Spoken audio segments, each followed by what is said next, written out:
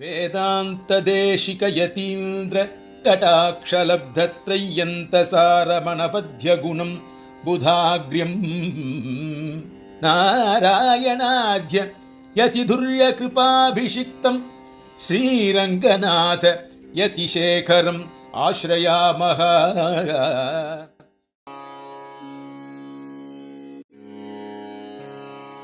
அடுத்தபடியாக இங்கே வந்து சத்யநாராயணாச்சாரியுடு ஊகாக்னி விவரண பூர்வக வருஷவர்தன சம்ஸ்காரங்கிறத பற்றி பேசுகிறார். ஊகாக்னி எங்கள் வைகான சாலுக்கெல்லாம் ஊகாக்னி விதானம்னு ஒன்று இருக்குது. அந்த வருஷவர்தனத்து போது இவன் வந்து உபாசனம் பண்ண முடியாது. அந்த குழந்தை பிறந்த உடனே அப்போ குழந்தை பிறந்தோடனே வர முடியாதுன்னாக்கா எப்படி பண்ணுறது அப்படின்னாக்கா அந்த ஓட்டாஞ்சில்லியில் இந்த நம்ம இதை போட்டு தவிடை போட்டு உண்மையை போட்டு வறுத்தா அது அக்னி ஆகிடும். அந்த அக்னியில் தான் அந்த வாஸ்துஹோமம் பண்ண சொல்கிறார். ஏன்னாக்கா உபாசன அக்னி பண்ண முடியாது. அப்போ லௌகிக அக்னி எடுத்துக்கலாமா கேட்டால் லௌகிக அக்னி எப்படி எடுக்கணும்னா இந்த ஊகாக்னின்றது ஊகாக்னி சம்பன்னஹா வைகானசியா அப்படின்னு ஒரு வாக்கியம் இருக்குது. அந்த வாக்கியத்துடைய ஊகாக்னியினுடைய சம்பந்தம் எப்படி அப்படிங்கிறத பற்றி இப்போ நம்மளுடைய சத்யநாராயணாச்சாரியர் பேச போகிறோம். ஊகாக்னி தான் ஊகாக்னி ஊகாக்னி சரி அல்பபிராணி ஊகாக்னி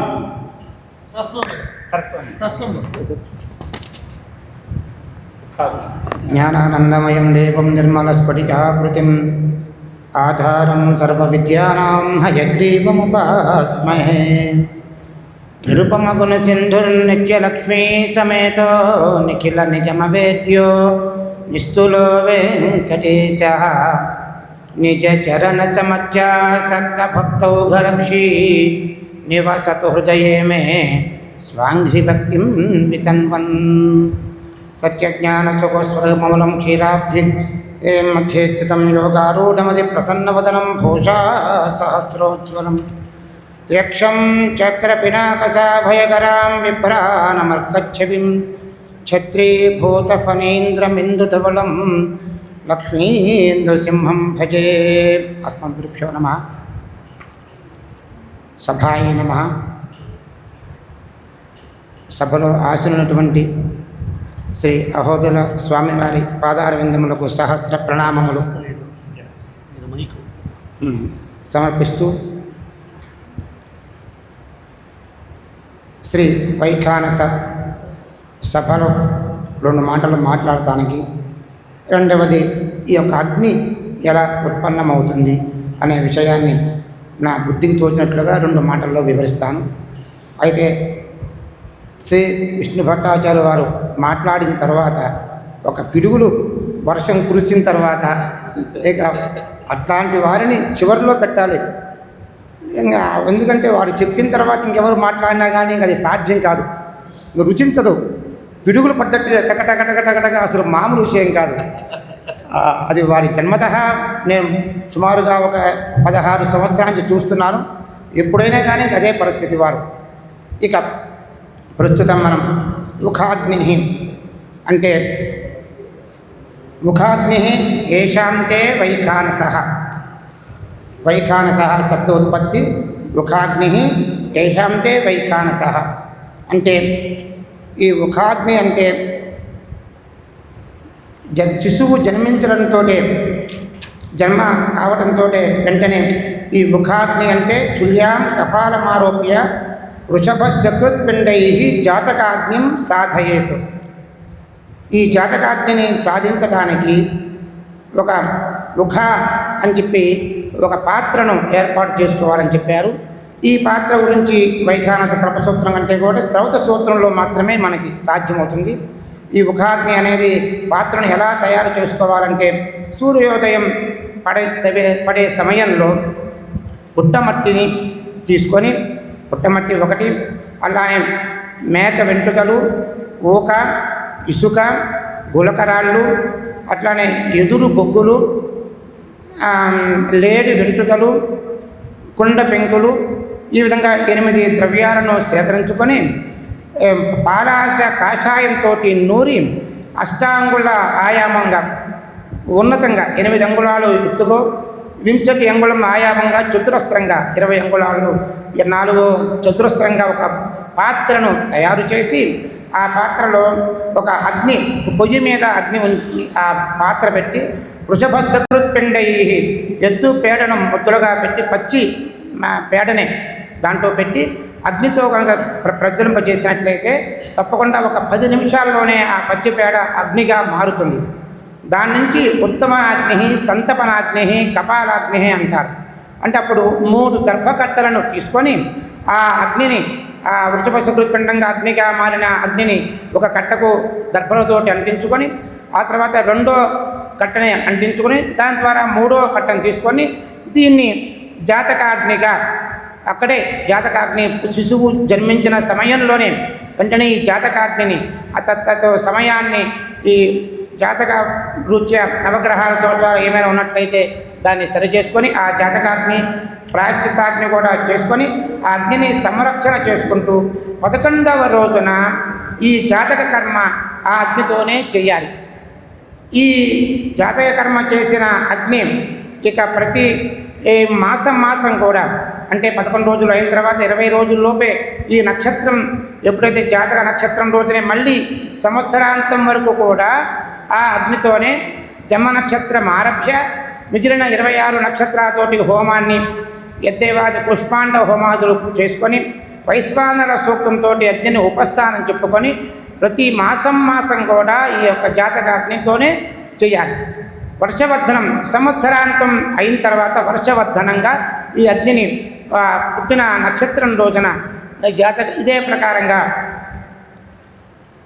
నక్షత్రాధిపతులు నక్షత్రం ఆరభ్య జమ నక్షత్రాలకు యథాప్రకారంగా హోమం చేసుకొని ఆ తర్వాత యద్దేవాది పుష్పాండ హోమంతో చతుసూక్తాతోటి హోమం చేసుకొని వైశ్వానర సూక్తంతో ఉపస్థానం చేయాలి.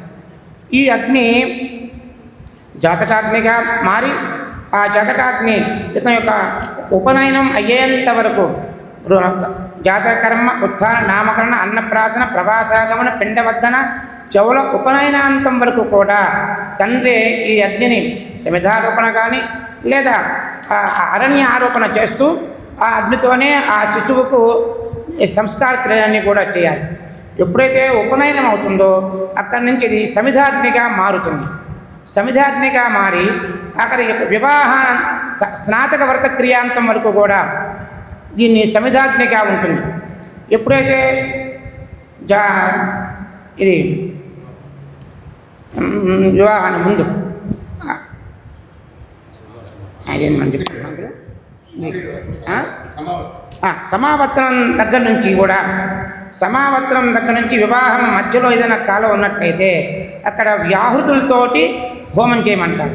అప్పటి వరకు కూడా యొక్క ఉపనయనం దగ్గర నుంచి సమావర్తనం వరకు ఏ వ్రతబంధాల్లో ఉంటారో ఆ వ్రతబంధం తాలూకు హోమం చేసుకుంటూ నిత్యం కూడా ఆ సమిధాగ్నిగానే ఆరాధన చేస్తూ ఉండాలి. ఈ సమావర్తనం దగ్గర నుంచి వివాహానికి మధ్యలో ఏదైనా ఖాళీ ఉన్నట్లయితే నతిష్టేతు అని చెప్పి వ్రతం లేకుండా ఎప్పుడు ఒక్క క్షణం కూడా ఉండకూడదు బ్రాహ్మడైన వాడు. కాబట్టి ఇప్పుడు వ్యాహృతులతో అగ్ని చేసుకుంటూ ఎప్పుడైతే వివాహం జరిగి పాణిగ్రహణం జరిగి ప్రధానాగ్ని ఏర్పడుతుందో అక్కడి నుంచి ఇది ఔపాసనాగ్నిగా మారుతుంది. ఈ ఔపాసనాగ్నిగా ఎప్పుడు జాతకర్మ దగ్గర నుంచి ఈ ఉపనయనం అయ్యేంత వరకు కూడా జన్మ నక్షత్రం రోజునే చేసుకుంటారు. ఎప్పుడైతే ఉపనయనం అవుతుందో ఉపనయన నక్షత్రమే జన్మ నక్షత్రంగా ప్రధానంగా తీసుకొని వివాహాంతరం కూడా ఆ నక్షత్రం రోజునే వర్షవర్ధన హోమంగా చేసుకోవాలి. వివాహం దగ్గర నుంచి ఎప్పుడైతే ఈ యొక్క ఔపాసనాగ్ని ప్రారంభమవుతుందో ఆ నక్షత్రం దగ్గర నుంచే జీవితాంతం కూడా అగ్నిని ఆరాధన చేసుకోవాలి.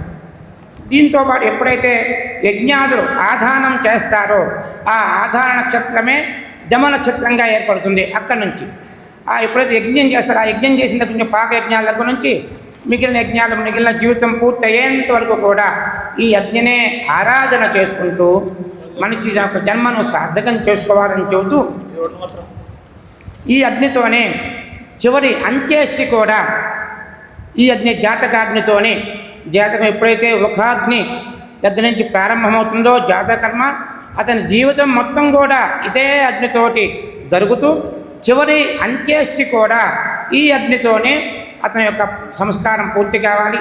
ఈ విధంగా అగ్నిని ప్రధానంగా ఔపాసనాత్మిక, అదే జాతకాత్మిక, ఔపాసనాత్మిక, సమిధాత్మిక, అట్లానే ఈ విధంగా రకరకాలైన అగ్ని రూపం మారదు, నామం మాత్రమే మారుతుంది. వైఖానసంలో అగ్నికి రూపం మారదు. చివరి అంత్యేష్టి కూడా ఇదే అగ్నితోటే పూర్తి చేస్తారు. ఈ విధంగా వర్షవర్ధనం అనేది మిగిలిన సూత్రాల్లో ఇది నైమిత్తిక సంస్కారంగా, నైమిత్తిక క్రియగా ఉన్నది. మిగిలిన అన్ని దీంట్లో కూడా ఒక వైఖానసంలోనే నిత్యంగా మనకు సంస్కారాన్ని చెప్పబడింది.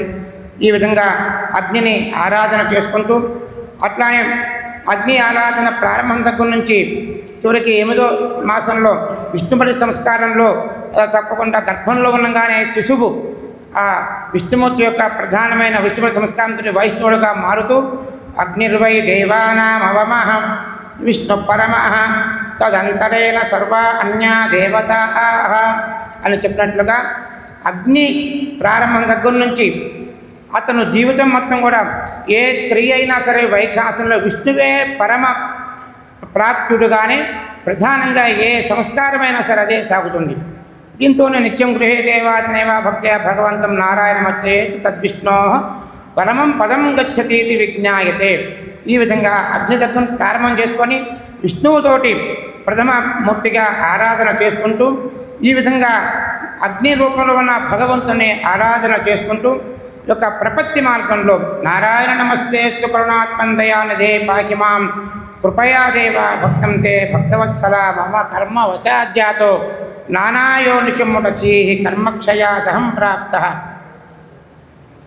మమ కర్మ వశాజ్యోతి చెబుతూ ధన మమ ఈ యొక్క మా భార్య దగ్గర నుంచి మొత్తం కూడా స్వామి నీకే అర్పణ చేస్తున్నాను, నీ యొక్క అనుగ్రహంతోనే నా జన్మ సార్థకం కావాలనే యొక్క వైఖానసంలో అత్యుత్తమంగా అగ్ని ఆరాధన పుట్టిన శిశువు దగ్గర నుంచి ప్రాణం పోయేంత వరకు ఒకే అగ్నితోటి స్వామి యొక్క ఆరాధన చేసుకుంటూ భగవంతుని చేరడానికి తేలికైన మార్గంగా మనకు చెప్పారు. ఈ యొక్క అవకాశాన్ని కల్పించిన యజ్ఞేంద్రుల వారికి ఈ సభకు కూడా ఒకసారి నమస్కారం చేస్తూ స్వస్తి ప్రజాభ్యః. నమస్తదసే శ్రీమాన్ సత్యనారాయణాచార్యులు. அக்னிங்கிறது எப்படி பண்ணணும்னு சொன்னால், ஒரு பொண்ணு தணல் போட்டது ஒரு மண் பாத்திரத்தை வைக்கிறது. மண் பாத்திரம் சூடாகணும். அந்த மண் பாத்திரம் சூடான பிறகு அதில் உமியை போட்டு பிடிச்சிக்கணும். இந்த அக்னி கடைசி வரலும் இருக்கணும்னு இவர் சொல்கிறார்ப்பா. அந்த அக்னி கடைசி வரலும் இருக்கணும்னு சொல்லலை. அதாவது இந்த அக்னியானது கடைசி வரலும் இருக்கணும் இல்லை. இது இந்த ஜாத கர்மத்துக்கு மட்டும் தான். ஜாத கர்மாவுக்கு மட்டுமே உகாக்னி மேலே मेरा आनंद is not continuing up to अंतिम संस्कार लास्ट ये अग्नि अंतिम ఉందా அடுத்த సంస్కారத்துக்கு అగ్ని ఉంది. ఈ ఉపాగ్ని అన్ని కూడా ఉందా? అది కాదు. ఉపనయనాత్ పూర్వం ఉపనయనాత్ పూర్వమేవ తదనంతరం దత్వా దత్తం చేదపి పుత్రః కరోతి. తదే ఏదద్ అగ్ని సర్వకర్మ ఉపయోగ నాస్తి. కేవలం ఉపనయన పర్యంతమేవ తదపరం. ఈ అగ్నితోనే ఉపనయన జాతకాగ్ని తండ్రిని అగ్నిని సంరక్షణ చేస్తూ ఈ యొక్క ముఖాగ్ని ఏకమాత్రమే ప్రారంభంలోని ముఖం నుంచి అగ్నిని ఏర్పరచుకొని అంటే అగ్ని స్థానం అగ్నిని సాధించుకోవటానికి ముఖ అంటే ఒక పాత్ర, ఆ పాత్రతోనే చెప్పుకున్నాం. విచారం ఏమి అంటే ఈ ముఖాగ్ని అంతిమ సంస్కార పర్యంతం వచ్చిందియా లేదా? వస్తుందండి. వచ్చింది. అది ఎట్లా సంస్కారంలో ఉపనయనం అయిపోయింది, ఉపనయన అగ్ని వచ్చింది, వివాహం అయిపోయింది, ఔపాసన అగ్ని వచ్చింది. ఏమి ఈ ప్రకారంగా ఈ ఉగాగ్ని వచ్చిందియా లేదా? ఏదే ప్రశ్న అక్కడ. ఒకే అగ్ని మారదు. ఈ అగ్ని తండ్రి ఉపనయనం అయ్యేంత వరకు అగ్నిని సంరక్షణ చేస్తూ, అంటే అరణ్యం ఆరోప్య తావత్ పర్యంతం పితా కరోతి. సంరక్షణ ఉపనయన పర్యంతం भवतु न तु अन्तिमविष्टपर्यन्तं पिता उपनयनसमये पितुः एतदग्नि एव स्वीकृत्वा करोति इति सम्बन्धः अस्ति एतदेव नास्ति अक्षरूपतया नास्ति सम्बन्ध अनुसृत्य करोति सम्बन्धतया तदेव महान् सन्तोषः ஸ்வீகரித்து ரொம்ப திருப்தியாக சொன்னார். ரொம்ப சந்தோஷம்.